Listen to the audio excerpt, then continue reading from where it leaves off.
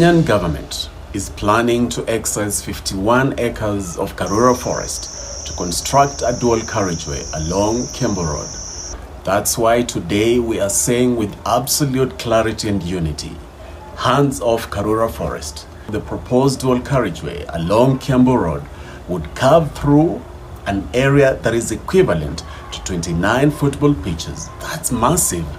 That's destruction, and the destruction doesn't stop there. Licenses have been issued for recreational facilities and ablution blocks within the forest. That's not development, it's destruction. This forest is one of Africa's last remaining urban greenlands. It's about to be sacrificed for a project that could and should be built elsewhere. We have been down this road before. The Moi government also sought to encroach into Karura forest. Thankfully, Nobel laureate Wangari Maathai led a fierce resistance against those plans, and they crumbled. Instead of carving through Karura, why not redirect those resources to other roads that are in the ICU? Roads like the Magadi-Nguruman Road that is barely passable. Many parts of Kenya face similar challenges. Fixing these roads would not only create connectivity, but also bring real economic value to underserved communities. Karura Forest plays a vital role in anchoring the freshwater ecosystem services that nurture Nairobi.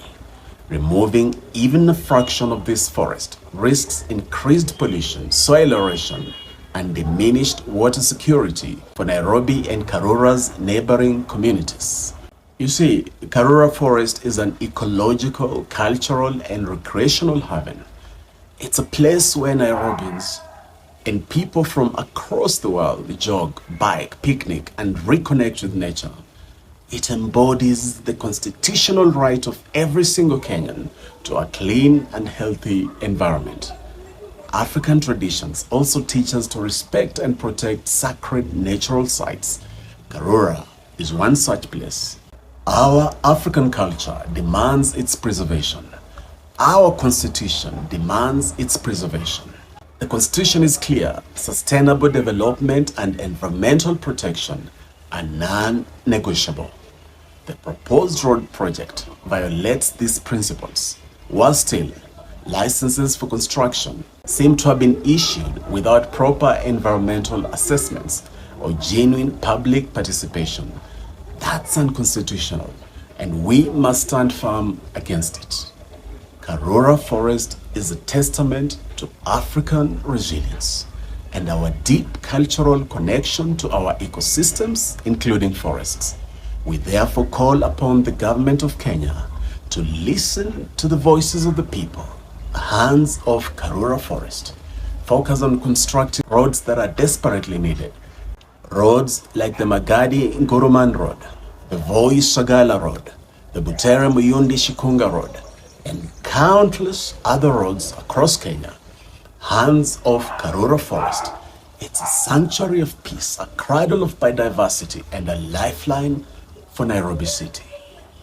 Let me remind you of Africa's biggest problem and suggest to you how we can solve this problem. Africa's story is often framed as one of struggle against war and disease. But beneath the headlines lies a deeper affliction, an insidious force that has thrived across decades, across borders, and across elections. The CRE, the corrupt ruling elite. Kenyans have been treated to a rude awakening about the corrupt ruling elite.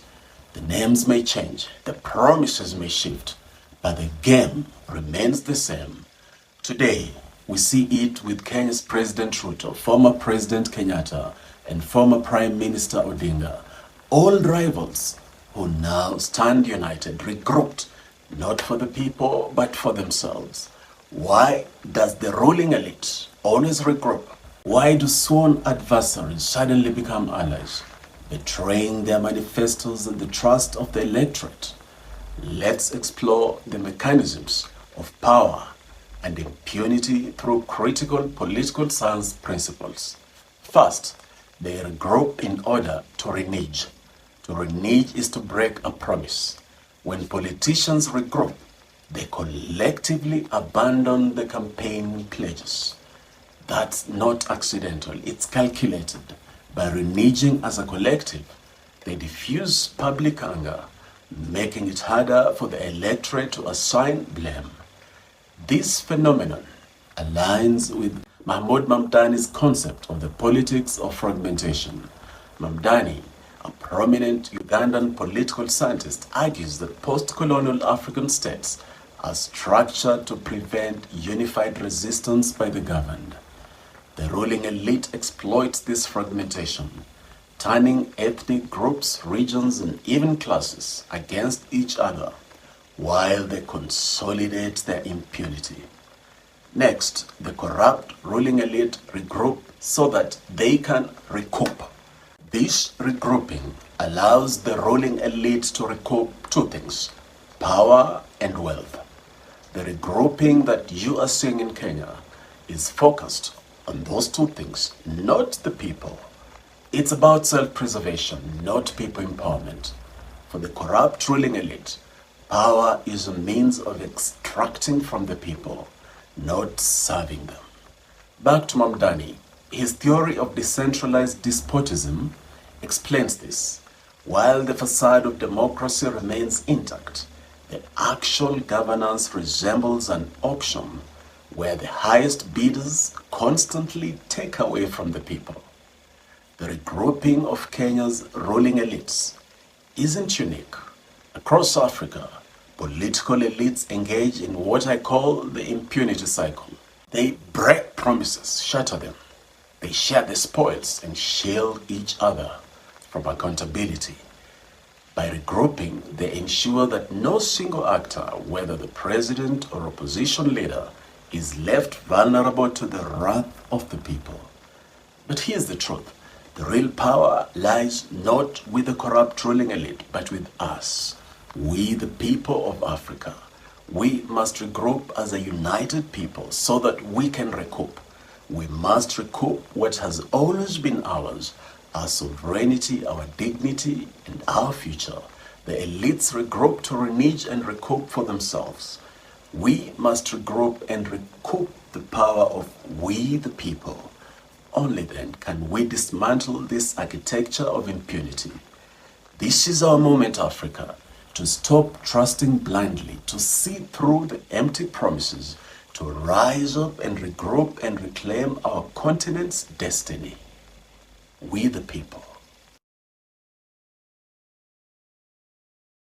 Sema shida, sema danger. We are in great danger because we have until 25th, this coming Friday, to give our feedbacks on the Constitution amendment, where they want to extend the presidential term limit from 5 years to fucking 7 years. And this is for both the MPs and the president. And don't forget that Ruto has the numbers. So it will be a walk in the park in that parliament. We don't have our MPs, and they know that. And they know that we want to kick them out. So what they are going to do, they are going to extend the term limit from 5 years to 7 years. So if we already, 2 years, we are already tired and sick of this regime, imagine how 7 years it will feel. It will feel like the times of Moses and Pharaoh and Egypt. If you remember the story, we cannot fix ourselves in that situation. So let's share this video. Let's share with whatever that you have, whatever the numbers that you have. Let's enlighten our guys. Let's enlighten our families. Let's enlighten our Kenyans, wherever they are, in diaspora, in whichever place they might be. They need to know that we have until 25th, this Friday, to submit our feedbacks on that amendment of the Constitution, Bill number 2, to extend the presidential limit. We need to reject that stuff. We need to reject it. We need to say no. We need to put in as much feedback as we can. Everyone, each one of us teach one. Each one of us play a part. We can all do this, because if we let it slide, remember, as I told you, Ruto has the numbers. So right now, for him to pass any bill, it's a walk in the park. It's a walk in or on the park. You get what I'm saying? So let's enlighten. Let's put as many Kenyans as we can into that circle of giving the feedback, because remember, this is the only chance that we have. How many days until Friday? It's about 5 days. We need to do something about this. We need to enlighten ourselves. We need to give that feedback, and we need to reject that stuff, because remember, they can even easily manipulate the system. But if we are in large numbers, they cannot be able to manipulate it. Don't forget, we have 5 days to reject that presidential term limit. I don't know how much we got fixated on Gachagua impeachment. We forgot that this monster bill. Oh my God, I don't know. We need to do something about this. We really need to do something about this. And we start now. 5 days.